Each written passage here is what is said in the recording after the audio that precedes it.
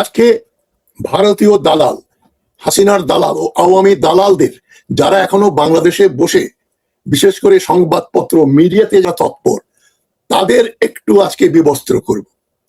এদের সম্বন্ধে হুঁশিয়ার থাকেন। এই যে ডেইলি স্টার, প্রথম আলো ঘরানার লোকজন, আজকে দালালির নমুনা দেব এবং সর্বাগ্রে আমি তারেক রহমানকে ভারত সফরের ব্যাপারে অবিচল থাকার জন্য ধন্যবাদ জানাচ্ছি এবং অভিনন্দন জানাচ্ছি। সরকারের আরেকটা ভালো কাজের প্রতি দৃষ্টি আকর্ষণ করে আমি আলোচনা শুরু করব। খবরে দেখলাম ঢাকা শহরে মেয়েদের জন্য, মহিলা যাত্রীদের জন্য এক্সক্লুসিভলি মহিলা ড্রাইভার এবং হেল্পার এবং কন্ডাক্টর নিয়ে একটা বাস সার্ভিস চালু করা হয়েছে। গোলাপি রঙের এই বাসগুলো চালাবেন মহিলারা এবং তার ভেতরে যে কাজ করেন যারা টিকিট কালেক্ট করা এবং সাহায্য করা, হ্যান্ডিম্যান হিসেবে থাকবেন মহিলারা। এটা একটা যুগান্তকারী সিদ্ধান্ত এবং জিয়াউর রহমান যেভাবে প্রথম নারীদের করলেন, ক্ষমতায়ন করলেন, সেই সূত্র ধরে জিয়াউর রহমান নারী উন্নয়নে এবং নারীদের অধিকার প্রতিষ্ঠায় যে সক্রিয়, সেই জন্য তাকে ধন্যবাদ না জানালে অকৃতজ্ঞতামূলক একটা কাজ হবে। তো আমি সেজন্য তারেক রহমান সরকারকে অভিনন্দন জানাই। এখন আজকের ভিডিওতে যেটা বললাম, প্রথমেই আমি দালালির কিছু নমুনা দিচ্ছি। এ মাসের 17 তারিখে ভারতের একজন অবসরপ্রাপ্ত ডিপ্লোম্যাট তার উদ্ধৃতি দিয়ে তিনি তারেক রহমানের ভারত যাওয়া না যাওয়া সম্পর্কে যে বক্তব্য দিলেন, সেটার কোনো 2 পয়সার দাম নেই, কিন্তু সেটাকে ফলাও ভাবে প্রচার করছে বাংলাদেশের আওয়ামী তথা ভারতপন্থী মিডিয়া। ডেইলি স্টার এবং প্রথম আলো তো রয়েছেই, তাদের সঙ্গে যোগ দিয়েছে ইত্তেফাক পত্রিকা। আনোয়ার হোসেন মঞ্জু ও তার স্ত্রী এখন পরিচালনা করেন ইত্তেফাক। এই যে ইত্তেফাকের নগণ্য জঘন্য রূপ, সেটার একটা উদাহরণ দিচ্ছি আমি। 17 তারিখে ভারতের সংবাদ সংস্থা ANI একটা খবর ছড়িয়েছে বাংলাদেশের প্রধানমন্ত্রী তারেক রহমানের সম্ভাব্য ভারত সফর নিয়ে। ANI একজন সাবেক ভারতীয় কূটনীতিক বিদ্যাভূষণ সোনি তাকে নিয়ে এসছে। বিদ্যাভূষণ সোনির উদ্ধৃতি দিয়ে বলছে, এই সফর ভারত বাংলাদেশ সম্পর্কে নতুন সম্ভাবনার দ্বার উন্মোচন করতে পারে। অ্যাজ ইফ বাংলাদেশ সরকার এবং বাংলাদেশের যারা ভারত বিরোধী রাজনীতি করেন বুদ্ধিজীবী, তারা যেন সব গর্ধব। ANI বক্তব্য এটা মনে হয়। ANI একটা ভারতীয় মিডিয়া আউটলেট, তারা বলতেই পারে, কিন্তু ANI কোট করে যেভাবে ইত্তেফাকের 18 তারিখ, আপনার খবর কাগজে দেখেন, ইত্তেফাকের 18 তারিখে ছোট ছোট হরফে লেখা হয়েছে ANI তে সাবেক ভারতীয় কূটনীতিক। ছোট্ট খবর, উপরে হেডলাইনটা ছোট্ট, বড় হেডলাইন হচ্ছে তারেক রহমান ভারতে না এলে সুযোগ হারাবে, বন্ধ হতে পারে যোগাযোগের পথ। এটাই মূল বক্তব্য। ইত্তেফাক ঘৃণিত জনধিকৃত হাসিনা এবং এরশাদের দালাল আনোয়ার হোসেন মঞ্জুর মালিকানায় তার স্ত্রী যে পত্রিকা সম্পাদনা করেন ইত্তেফাক, জঘন্য মন্তব্য করেছে 18ই অগস্ট। বাংলাদেশের আরেকটা চ্যানেল 24, সেখানে মোর্শেদ হাসিব, নাম শুনিনি কোনোদিন, মোর্শেদ হাসিব একটা লেখা লিখেছেন, গঠনমূলক ও ইতিবাচক সম্পর্ক চায় ভারত। রণধীর জয়সওয়াল, ভারতের পররাষ্ট্র মন্ত্রণালয়ের একজন বড় কর্তা ব্যক্তি, রণধীর জয়সওয়াল কি বলেছেন? রণধীর জয়সওয়ালের নামটা ছোট, বড় অক্ষরে লেখা, গঠনমূলক ও ইতিবাচক সম্পর্ক চায় ভারত। তাই কি? তাই নাকি? মোর্শেদ হাসিব, চ্যানেল 24, ওনাকে জিজ্ঞেস করছি, এটা কি সত্য নাকি? ভারত এখানে গঠনমূলক ও ইতিবাচক সম্পর্ক চায় বাংলাদেশের সঙ্গে? আপনাদের মতো সাংবাদিকদের আমি যদি মবতন্ত্রে বিশ্বাস করতাম, তাহলে বলতাম জনগণ যেন আপনাদের জুতা মেরে রাস্তায় বিবস্ত্র করে ফেলে রাখতো। আমি তো সে কথা বলতে পারি না। তবে মোর্শেদ হাসিব এবং ইত্তেফাক পত্রিকার সম্পাদক মন্ডলী যে দালালির নিদর্শন দিলেন, তাদেরকে আমি মব ভায়োলেন্সের সমর্থক হলে বলতাম, এদেরকে মবের হাতে তুলে দাও, যা করার এরা করবে। সেটা তো আমি বলতে পারি না। তবে তারা মব ভায়োলেন্সের ভিকটিম হলে আমি একটু দুঃখ প্রকাশ করতাম, তবে আশ্চর্য হতাম না। এখন ANI কে কেন এরা কোট করছে? যেখানে তারেক রহমানের এই অবিচল সিদ্ধান্ত, এটাকে মোবারকবাদ না জানিয়ে, এটাকে ধন্যবাদ না জানিয়ে, তারেক রহমান ও বিএনপি সরকারকে সমর্থন না করে তাদেরকে মানে অভিনন্দন না জানিয়ে এখানে তাদের কাছে খবরটা মুখ্য হয়ে গেল। ভারতের এএনআই কোন এক ভারতীয় সাবেক কূটনীতিক এবং রণধীর জয়সওয়ালকে কোট করছে। তাদের নামগুলো ছোট অক্ষরে, বড় অক্ষরে দেখাচ্ছে তারেক রহমান ভারতে না এলে সুযোগ হারাবে বাংলাদেশ।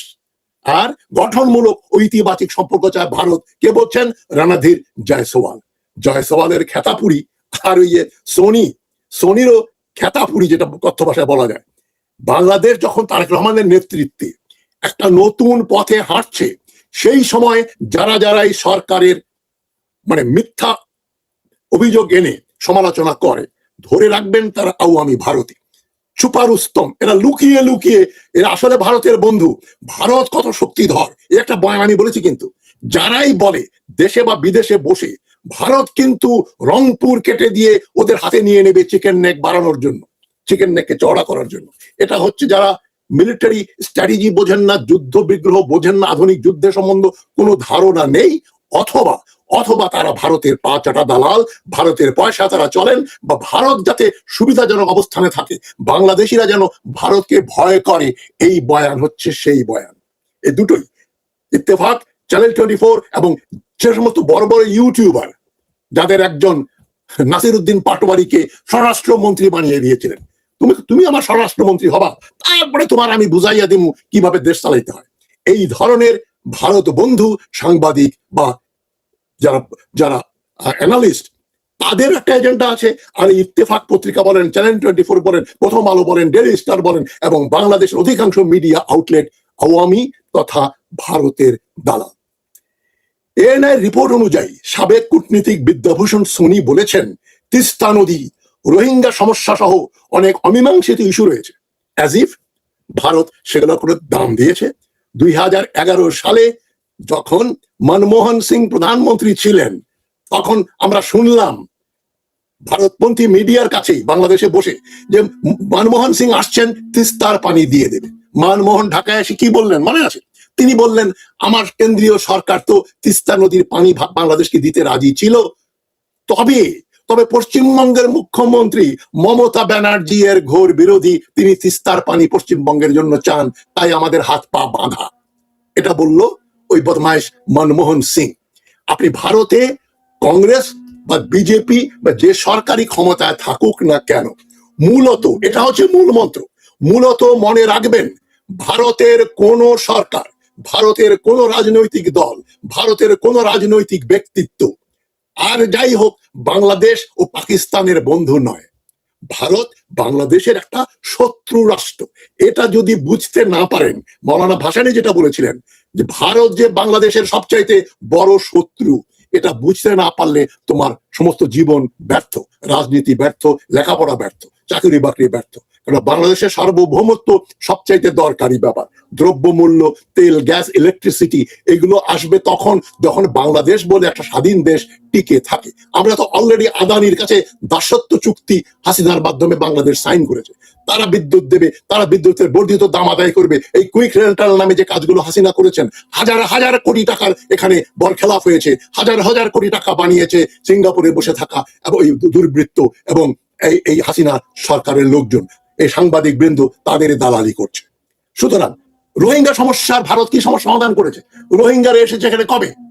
কোন যুগে? বহুদিন হয়ে গেল। হাসিনার আমলে কি করেছে ভারত? কি করেছে? কিছুই করেনি। তিস্তার সমস্যা নিয়ে কি আলোচনা করবে?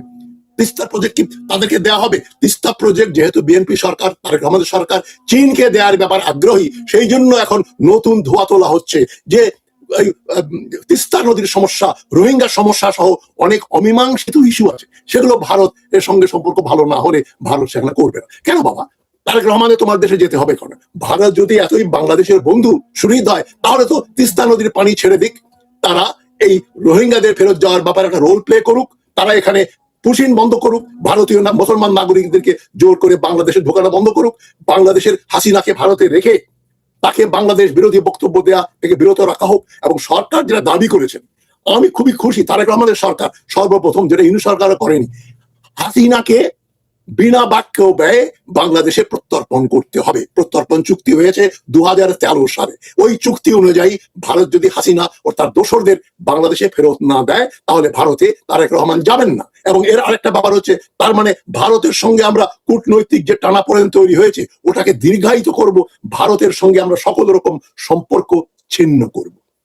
ফরাসি বিপ্লবের সময় যখন বিপ্লব বিরোধী ব্রিটেন যখন ফ্রান্সের বিপ্লবীদেরকে ওখানে শেল্টার দিচ্ছিল, ব্রিটেনে লন্ডনে যখন এরা শেল্টার পাচ্ছিল, তখন কি করেছিল ফরাসি গভর্নমেন্ট এবং নেপোলিয়নের সরকার? কি বিলাতের সঙ্গে কূটনৈতিক সম্পর্ক রেখেছিল?